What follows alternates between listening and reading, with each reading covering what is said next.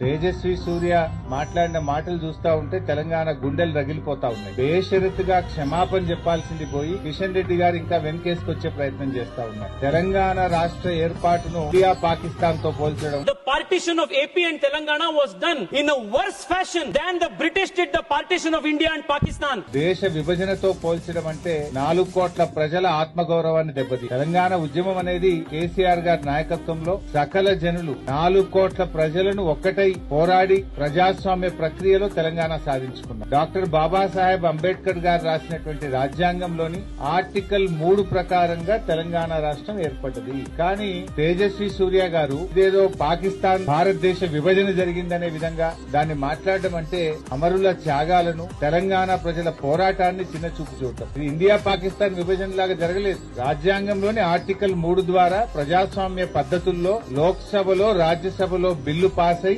రాష్ట్రపతి సంతకంతో gazette notification ద్వారా ఈరోజు తెలంగాణ రాష్ట్రం ఏర్పడ్డది. తెలంగాణ ఉద్యమం మీద, తెలంగాణ ప్రజల మీద, తెలంగాణ రాష్ట్రం మీద ఒక విషం జిమ్మేటువంటి ప్రయత్నం చేస్తా ఉన్నారు. ఒక ఎంపీ తప్పు మాట్లాడితే వెంటనే ఆ పార్టీ నాయకత్వం గాని రాష్ట్ర నాయకత్వం గాని నువ్వు తప్పు మాట్లాడినావని బేషరతుగా క్షమాపణ చెప్పించారు. కానీ అది చేయకుండా ఇంకా వెనుకేసుకొచ్చేటువంటి ప్రయత్నం చేస్తా ఉన్నారు. ఒకటి మాత్రం స్పష్టంగా కనబడ్డది. నిజంగా బీఆర్ఎస్ ఎంపీలు లోక్సభలో లేని లోటు మాత్రం నిన్న కనబడ్డది. బీఆర్ఎస్ ఎంపీలే ఉండుంటే అప్పుడే ఆన్ ద స్పాట్ తేజస్వి సూర్యకు ధీటైనటువంటి సమాధానం మరి తెలంగాణ బిడ్డల తరఫున బీఆర్ఎస్ చెప్పుండే. ఇవాళ 8 మంది కాంగ్రెస్ ఎంపీలు ఉన్నా, 8 మంది బీజేపీలు ఎంపీలు ఉన్నా తెలంగాణ రాష్ట్రానికి ప్రజలకు అవమానం జరుగుతుంటే పెదవులు మూసుకొని కూర్చున్నారు.